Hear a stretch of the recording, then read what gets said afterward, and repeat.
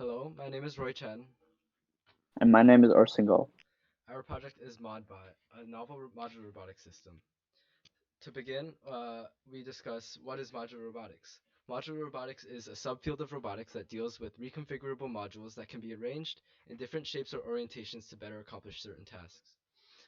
Why is it needed? Modular robotics offers an autonomous solution to many problems, and because it is not fixed in morphology, it can be adaptable to many different problems. Here's just a figure of different modular robotics designs.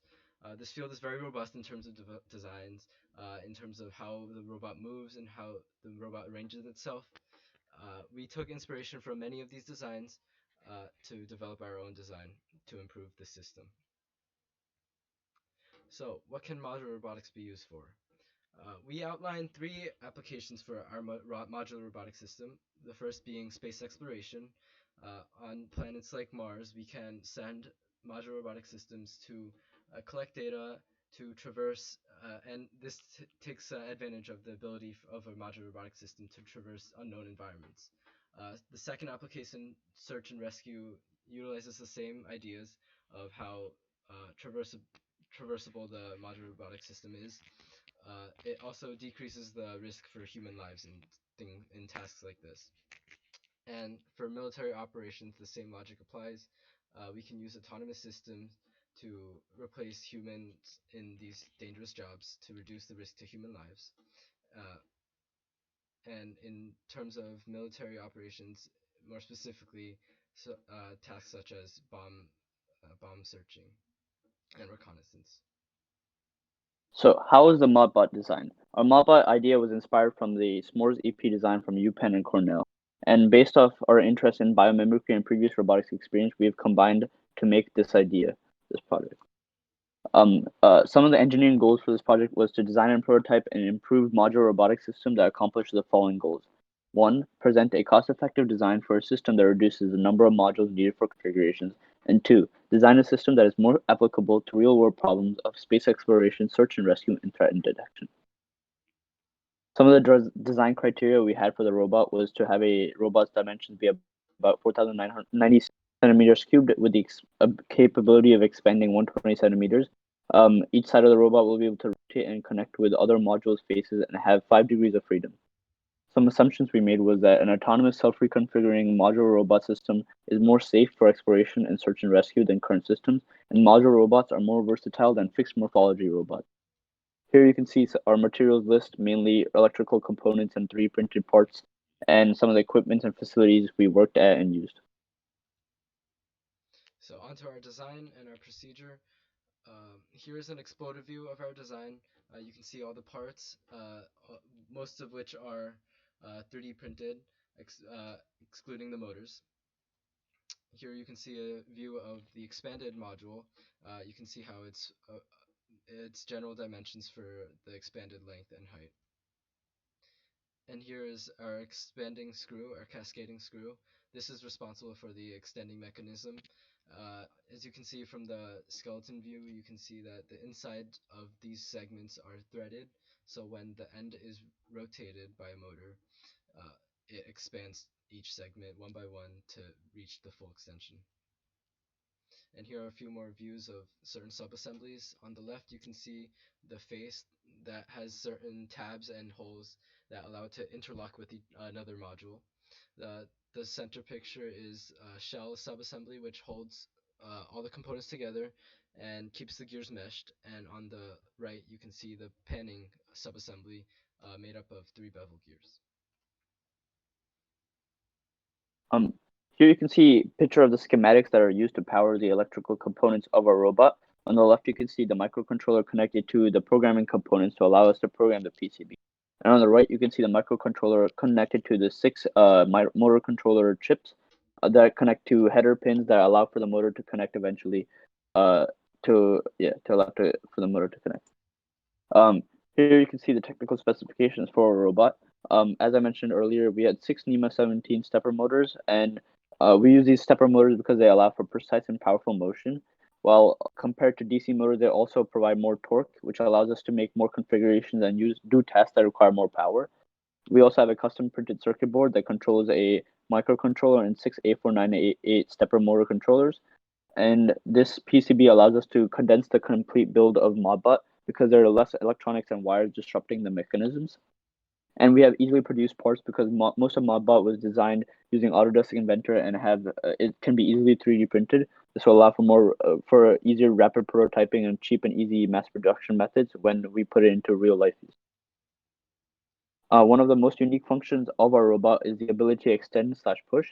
Perhaps one of the most a cascading screw, as we mentioned earlier, can be used to extend the ModBot to about 2.5 times of its original length. This is economical as it saves the number of modules needed to form certain configurations. It can be extremely useful because the mechanical advantage of a screw allows ModBot to push and pull other objects. Here's just a diagram of the increased mobility. Most modular robotics systems only have 4 degrees of freedom or less for a single module, but since we added the extension capability, we added a separate degree of freedom, and that adds to its functionality. Another major part of our system is the compatibility with specialized modules, specifically being sensor modules and microspine wheels. Sensor modules would allow the ModBot to gain information about its environment to better deal with tasks, while microspine wheel is an improvement that can help it traverse more difficult environments, such as more vertical surfaces. Other end effectors can also be applied with the same connector, uh, and that's why this system is so versatile. So how does ModBot perform? Here are some of the results we collected related to our robot. Here you can see a table that summarizes the mechanical advantages, gear ratios, and torques of certain subassemblies, and you can see the maximum torque for a screw is 48 Newton centimeters, so it allows us for more functionality. And in our second table, you can see a price analysis for each part of our robot. You can see their quantities and their prices, and it amounts to a total of $102.40, which is obviously expected to decrease as bulk quantity increases. Here you can see a third table result that compares the cost of worm configurations that vary with length, with and without extension. So you can see as the length continues to increase, the number of modules with extension greatly fewer than the amount of modules needed without extension. And this obviously saves money in the long term, which can be very useful in real world applications. And you can see two photos of our final prototype. On the left, you can see without expansion, and on the right, you can see with expansion. And there's a card to compare to help visualize the size of the robot. So on to our conclusions. Here is a table presenting how our ModBot compares with certain qualities that we found in various literature to assess how effective a modular robotic system is. And we drew 3 conclusions from our experiment. The first being that ModBot presents a highly versatile modular robotic system that can be eventually used in autonomous applications in real life environments and various tasks. The expansion allows it to form different configurations, and it makes it much more cost effective.